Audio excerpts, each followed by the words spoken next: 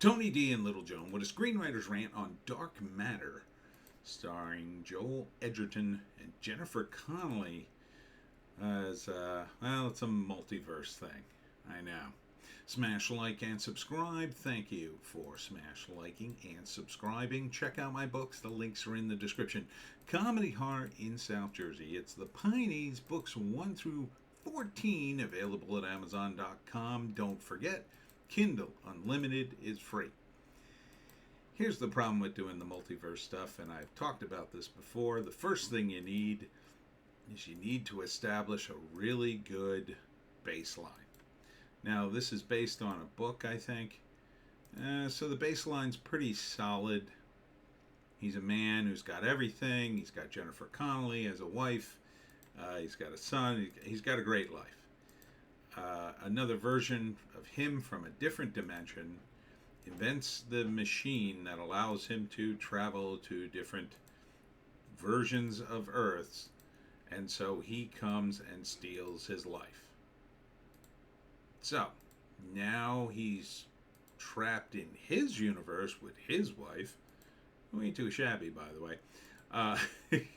His bartender doesn't remember him, and now he's going to use the dark matter to try to get back to his own universe, but of course, that's very difficult. Meanwhile, the other version of him is ruining his life, I guess. I mean, the problem with the show now, like if you had done this show prior to, say, Sliders, could have been pretty boss, right? Because the multiverse thing hadn't been done to death. Now we've got, we're rapidly approaching the shark of that we're about to jump on the multiverse thing. I mean, some of it can be good, I guess. It just, as compared to, say, I don't know, the even just the MCU's What If, and I'm not a fan of the What If cartoon. I was a fan of the comic, but see, it's blatant. You know what you're getting into. You can see the changes immediately because the characters are big. Here, the characters are more subtle, so you're going to have to be drawn in by the original character, and then you're going to have to introduce the alternate characters. And it's kind of almost too much, even in a series. You're really going to have to dig into it. At least in Sliders, at least in the beginning, they kind of went big with it. They went to alternate worlds where the worlds were much bit different. Later, it got more subtle. This is more subtle. So, ultimately, it's about a man trying to get back to his wife. Okay, solid enough premise, but kind of boring as you compare it to the other ones. And you might say, well, I don't have a lot to compare to. Well, you could probably compare it to the MCU at least. And I know the MCU is not in great shakes, but, how many times can you see him go to, the situation at the bar with his bartender? Oh, you've known me all my life. Oh, I've never seen you, fat pal. Like, that doesn't do much. Like, if you had a couple established characters, if you did a multiverse with, I don't know, like Seinfeld, you'd be like, wow, this is crazy. Because you know the characters in Seinfeld. That's why it kind of works with the MCU to a large degree, as long as you don't beat it to death. But it's not even that this was based on a book or, the quality of the book. It's because the concept itself, I think, is just already kind of overdone. And, in a book, I think it would work, right? I think in a book, you can get into the characters more. When you read a book, you naturally sort of flow into the story as you're reading it. So you can pull that off, I think, because you have more description. You can have a paragraph where you outline the character's backstory in just a few paragraphs, and that becomes the baseline, which then, okay, you know, if you have a character who's, for instance, a scientist and he builds this dark matter machine, but then the guy he's replacing, well, he's a college professor, but he's not a scientist, and he's close, but he's not the same, and he has a great wife and kid. Like, you can establish all that fairly quickly in a book. In a movie, or in this case a TV show, it takes a little while for you to really get into it. You know, the book you rely on, right? So if you read one chapter, that's the baseline for the first character, the first version of him. You're going to get a lot of information. Whereas, you know, a TV show, I don't know, what is this, an hour? Is it a half hour? I'm not sure. Let's say an hour every episode. How much can you establish? You can't spend the entire first episode just on his life. You'd have to introduce the concept of the alternate version of him taking over his life, which means you're really only going to have about 15 minutes to establish this baseline. In an hour show, that's an hour every week. That's not a lot of time. Whereas in the book, you can spend a whole damn chapter on his life and get a lot of information. And that's the difference. Without all that information, it doesn't, you know, it's like, oh, you're jumping, oh, my life's completely different here. I don't really know your life, dude. That's the problem. So it's a challenge. Are they overcoming it in this? Well, I'll say this. By focusing on, you know, him and the love of his life, his wife, that's a good focus. So, you know, it's a little bit like The Fugitive in that way, right? The Fugitive, he was after the one-armed man who killed his wife. So it was a focus. Even if it didn't really come into play every single episode, you could kind of follow it. He was a fugitive, and that worked. Here, you kind of do the same thing. He's jumping from dimension to dimension to find his wife. But then the question is, how does he have the time, the energy, the money, the resources to keep doing this? You know, who's going to keep fronting him the money? And, you know, how is he going to keep other people from using the machine to do other things? You know, why didn't the guy who switched places with him kill him? You know, why would you leave that guy alive? You know, not sure. That's probably explained in the series. And then if it becomes a series, the next problem is, how do you keep the show going but make it feel like you're getting somewhere? Because you can't have him get his wife back by the end of the first season. Then the show's over. So you've got all these issues to address. And when you're talking about this alternate, these alternate worlds, I don't know.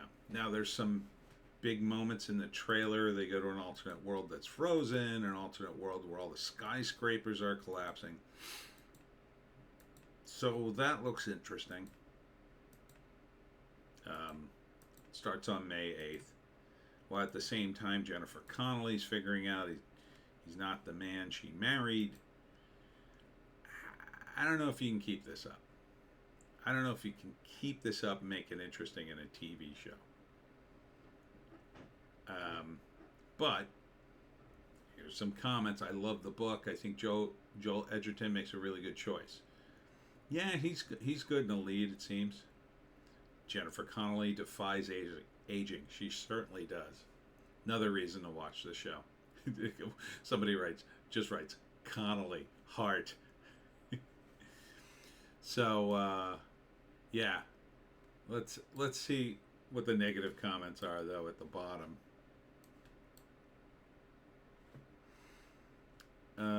That did not inspire the terror of the book. Oh, so it's a kind of a horror book. After some initial thrill, this feels infinitely boring. I also wonder how stupid you would have to be to make a trailer that takes the viewers by the hand as if they were kids and explains to them the movie in chronological order. Or is that what audiences want? Well, it is confusing. When you're dealing with multi-universe stuff, it gets confusing really fast because, again, these characters, I mean, he's just some dude. Yeah, he's the main character, but like the scene with him and the bartender doesn't really have any weight to it because I didn't see his character with the bartender normally, right? So, like, if you're going to make that an important scene in the trailer, you would have had to have a regular bartender scene where he goes in there and he has a drink or whatever.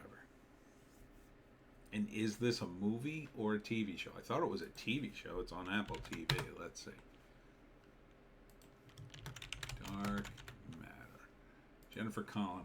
I think it's a TV show. Yeah, this is season 1. A man is abducted into an alternate version of his life. Amid the mind-bending landscape of lives he could have lived, he embarks on a harrowing journey to get back to his true family and save them from the most terrifying foe, himself. So, there you have it. And is that other version of himself all that terrifying? Well, not to his family. His whole point is to get to that family and keep the perfect life. I mean, there's no reason that he would go there to kill him. He's there to have the perfect life, I assume. That would make the most sense.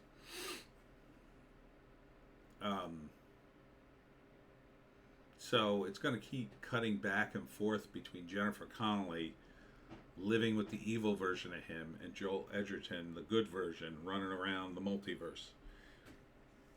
Yeah, I don't know, man. I mean, it's based on a book, so there's probably a lot of good detail there. How many books did they do is another question, too. Did he do like 3 or 4 books of this? Or is this based on one book and they're going to, make it into a regular series? What would be, to me, you gotta take a concept like this and you gotta make it surprising.